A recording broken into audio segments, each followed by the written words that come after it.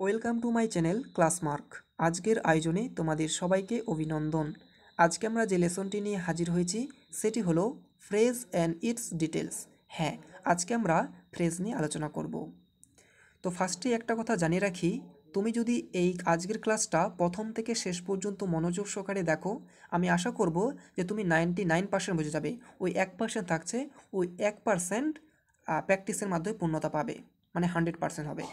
তো চলো কথা না বাড়িয়ে আজকে আমরা ক্লাসটা করে ফেলি। দেখো মানে ফ্রেজের সংজ্ঞাতে কি বলা হচ্ছে। ফ্রেজ বা শব্দগুচ্ছ, তাহলে ফ্রেজ মানে কিন্তু শব্দগুচ্ছ। ওকে, ফ্রেজ হলো এক বা একাধিক শব্দের সমষ্টি। হ্যাঁ, শব্দগুচ্ছ মানে কিন্তু তাই, কিছু শব্দের সমষ্টি যেখানে সাবজেক্ট ও ফাইনাইট ভার্ব থাকে না। তাহলে ফ্রেজে কিন্তু সাবজেক্ট এবং ফাইনাইট ভার্ব থাকবে না। এটি কখনোই পূর্ণাঙ্গ বাক্য নয়, তবে বাক্যের অংশ হিসেবে কাজ করে। তাহলে ফ্রেজ কোনো বাক্য নয়, তবে বাক্যের অংশ হিসেবে কাজ করে। ঠিক আছে, এক্সাম্পল আমরা দেখি, এক্সাম্পলের মাধ্যমে বোঝানোর চেষ্টা করি। দেখো, a beautiful garden, a beautiful garden, একটি সুন্দর বাগান। দেখো তো, এর মধ্যে কি কোনো সাবজেক্ট রয়েছে? নেই। এর মধ্যে কোনো ভার্ব রয়েছে? ভার্বও নেই। কিন্তু এটা একটা সেন্টেন্স নয়, এটা একটা কি বলতো বাক্যের অংশ, মানে বাক্যের অংশ যেটা হচ্ছে ফ্রেজ, যেটাকে আমরা বলছি ফ্রেজ। ঠিক আছে, দেখো এই গার্ডেনটা হচ্ছে নাউন, বিউটিফুল এটা হচ্ছে অ্যাডজেক্টিভ, আর এটা হচ্ছে আর্টিকেল। তাহলে এইটাকে আমরা কি বলবো বলো তো? ফ্রেজ। তো যদি তুমি বলো এটা কোন ফ্রেজ, মানে আ বিউটিফুল গার্ডেন, তো আমি বলবো এটা হচ্ছে নাউন ফ্রেজ। ঠিক আছে, এখন তোমার মধ্যে প্রশ্ন আসবে যে স্যার এটা নাউন ফ্রেজ কি করে হলো, আমি বুঝতে পারছি না, বা নাউন ফ্রেজে কি আরও কোনো ধরন রয়েছে? হ্যাঁ, তোমাকে আমি এগুলো আস্তে আস্তে শেখাচ্ছি। তুমি আগে বোঝো যে ফ্রেজনেসটা কি। ইন দ্য মর্নিং মানে সকালে, দেখো তো এটা কি কোনো পূর্ণাঙ্গ বাক্য? সকালে সিম্পল একটা জাস্ট ওয়ার্ড বলতে পারি। তবে হ্যাঁ, এখানে একটা বলে রাখি যে ফ্রেজ আর ওয়ার্ডের মধ্যে কিন্তু তফাৎ হয়েছে। আমি যদি বলি যে বয় বললাম, তাহলে তুমি বলবে এটা যে তোমার মধ্যে প্রশ্ন আসবে এটা কি ফ্রেজ নাকি ওয়ার্ড। তো এটা নর্মালি এটা একটা ওয়ার্ড, তুমি বুঝতে পারছো। তো আমি যদি এর আগে এ লাগিয়ে দিই, তাহলে এটা হবে কি বলো তো, এ বয়, এটা হলো ফ্রেজ। কেন ফ্রেজ বলো তো? যখন একটি ওয়ার্ড থাকবে তখন সেটা হলো ওয়ার্ড, যখন একাধিক শব্দের থাকবে তখন সেটাকে বলবো ফ্রেজ। তাই বলা হয়েছে, দেখো ফ্রেজ মানে কিন্তু শব্দগুচ্ছ, একটা শব্দ মিলে কখনো ফ্রেজ হবে না। ঠিক আছে, এটা শুধু মনে রেখো, কয়েকটা শব্দ হতে হবে। তো এখানে দেখো ইন, তারপরে হচ্ছে দি, তারপর হচ্ছে মর্নিং। ইন দ্য মর্নিং মানে সকালে, এটা কোনো পূর্ণাঙ্গ বাক্য নয়, কয়েকটা শব্দের সমষ্টি, এটাকে বলবো আমি ফ্রেজ। ঠিক আছে,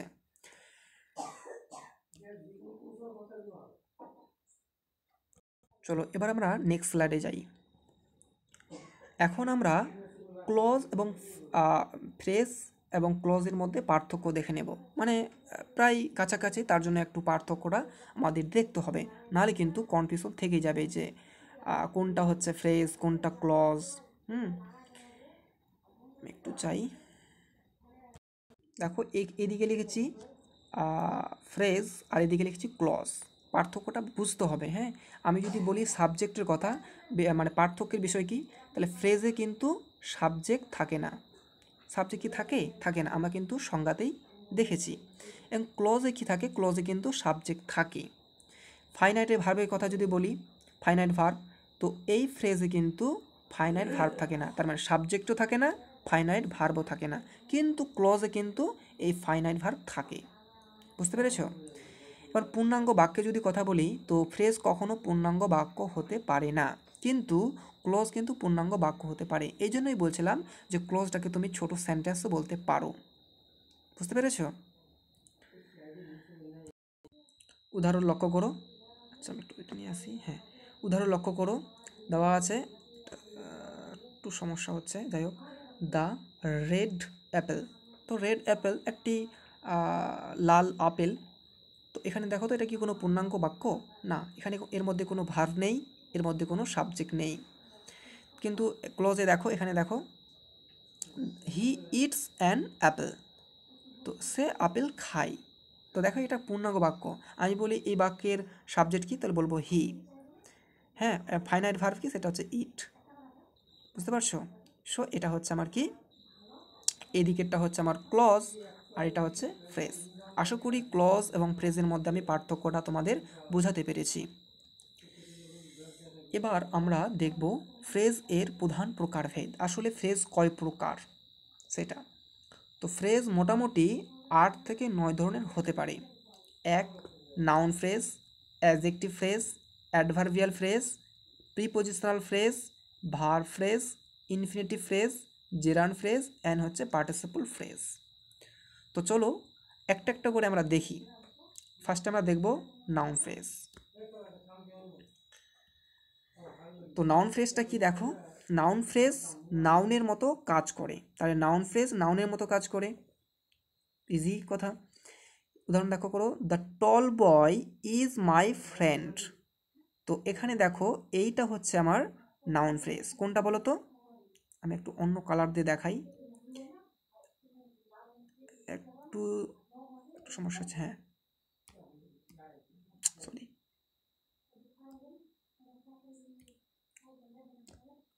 হ্যাঁ, যেটা দেখাচ্ছিলাম সেটা হলো দ্য টল বয়, এটা হচ্ছে নাউন ফ্রেজ। দেখো আমি নিচে কিন্তু লিখেছি, হ্যাঁ, কিন্তু কি করে হচ্ছে দেখো তো।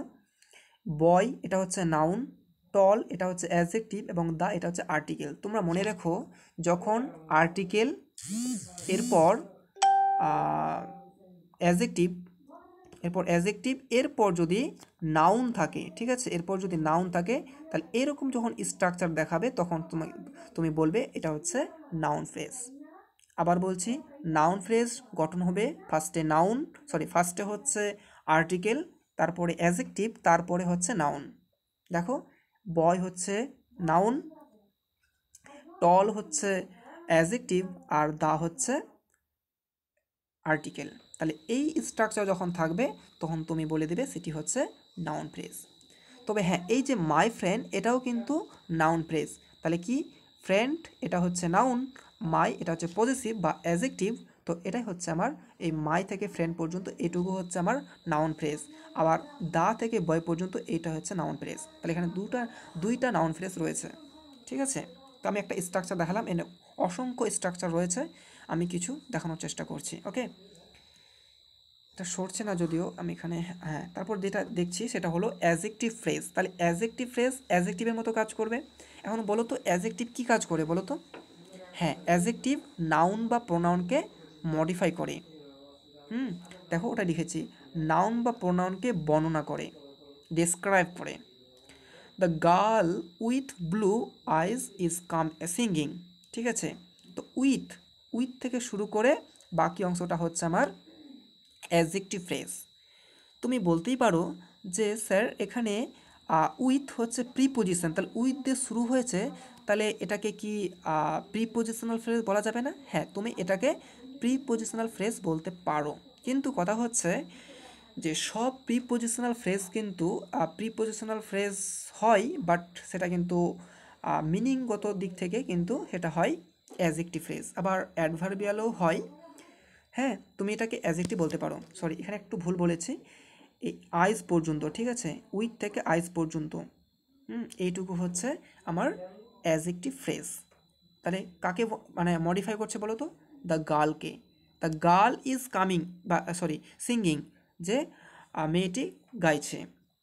যদি বলি তাহলে ঠিক ছিল। এখন আবার ওর সাথে কি বলছি, কোন মেয়েটি? দ্য কি বলছে, ব্লু আইজ, যে মেয়েটির মানে চোখগুলো মানে নীল, ওই মেয়েটা গান গাইছে। তো এই উইথ ব্লু আইজ এটুকু হচ্ছে আমার কি অ্যাডজেক্টিভ ফ্রেজ। তুমি কি বুঝতে পেরেছো অ্যাডজেক্টিভ ফ্রেজটা কি?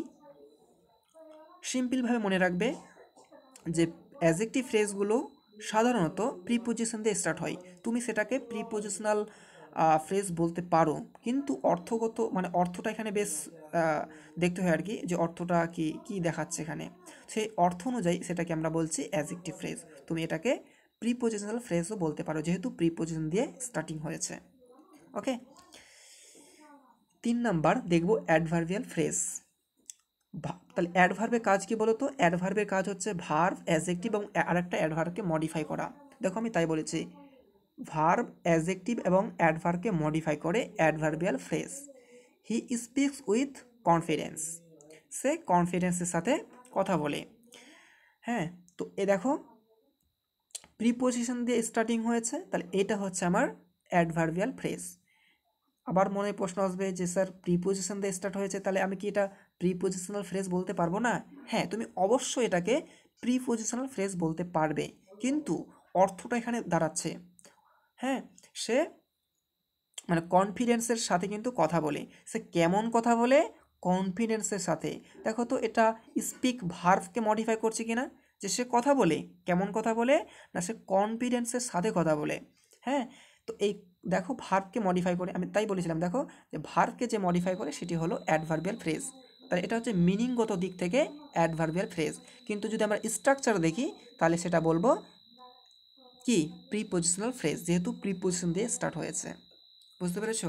দেখো প্রিপোজিশনাল ফ্রেজে তাই বলা হয়েছে, দেখো প্রিপোজিশন দিয়ে শুরু হয়। হ্যাঁ, তাহলে অ্যাডজেক্টিভ ফ্রেজও কিন্তু প্রিপোজিশন দিয়ে শুরু হয়, আবার অ্যাডভার্বিয়াল ফ্রেজও কিন্তু ওই প্রিপোজিশন দিয়ে শুরু হয়। ঠিক আছে, তাহলে প্রিপোজিশন দিয়ে প্রিপোজিশনাল ফ্রেজ হয় আর কি। দেখো the book is on the table, দেখো অন দ্য টেবিল, তাহলে প্রিপোজিশন অন দিয়ে শুরু হয়েছে, তাহলে অন থেকে বাকি অংশ এটুকু বলবো আমি প্রিপোজিশনাল ফ্রেজ, যেহেতু প্রিপোজিশন দিয়ে স্টার্টিং হয়েছে। ঠিক আছে, যখন অর্থগত দিক থেকে আসবে সেটা আমরা বলবো অ্যাডভার্বিয়াল ফ্রেজ, যদি অ্যাডভার্বের মতো কাজ করে, আর যদি অ্যাজেক্টিভের মতো কাজ করে তাহলে বলবো আমি অ্যাজেক্টিভ ফ্রেজ। বুঝতে পেরেছো? তোমরা যদি এটা যদি বুঝতে পেরে থাকো তো অবশ্যই ভিডিওতে লাইক করে দাও এবং বন্ধুদের মাঝে ভিডিওটি শেয়ার করে দাও, এবং কমেন্ট অবশ্যই লিখবে, কারণ আমি তোমাকে তো আর দেখতে পাচ্ছি না বা তুমি আমাকে দেখতে পাচ্ছ না। সো কমেন্টই হচ্ছে মূল প্রাণ, যে তুমি আমার সাথে আছো। ঠিক আছে, চলো এবার 5 নাম্বার যেটা দেখবো সেটা হলো ভার্ব ফ্রেজ। তো main verb plus auxiliary verb এভাবে শুরু হবে। তাহলে সি ইজ রিডিং আ বুক, দেখো ইজ রিডিং, তাহলে এটা কি বলবো বলো তো? Verb phrase. বুঝতে পেরেছো? Verb phrase. ঠিক আছে, আশা করি বুঝতে পারছো ভার্ব ফ্রেজ যেটা হচ্ছে মেইন ভার্ব এবং অক্সিলারি ভার্ব ও বাকি অংশ। এবং 6 নাম্বার যেটা দেখবো এটা খুবই সিম্পল, তার জন্য আমি দ্রুত বলছি। টু, সেটা হচ্ছে ইনফিনিটিভ ফ্রেজ, যেটা বলছি সেটা হচ্ছে টু, টু প্লাস ভার্ব দিয়ে গঠিত। তো ইনফিনিটিভ মানে কি বলতো? টু থাকবে, এরপর ভার্বের বেস ফর্ম থাকবে, এটাকে বলছি আমরা কি বলতো? ইনফিনিটিভ। তো ইনফিনিটিভ দিয়ে যখন একটা কয়েকটা ওয়ার্ড থাকবে তখন সেটাকে বলবো আমি কি ইনফিনিটিভ ফ্রেজ।